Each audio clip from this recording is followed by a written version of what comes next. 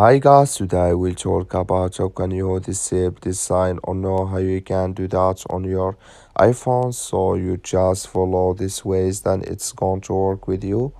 All you have to do inverse, so you just click here on settings, then it's going to take you to this list. It's going to show for you like this here.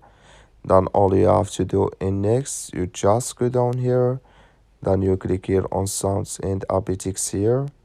Then you come to next here, it's going to show for you like this. So then you go down, just keep going down here. You come here to play Haptics in silent mode. Click in this sign or this color. Like you see color, it's gone. That's mean play Haptics in silent mode. Disable with us now. That's all you have to do. I wish know you I get it. That's all. Thank you for your watching. Don't forget to support us by like and subscribe.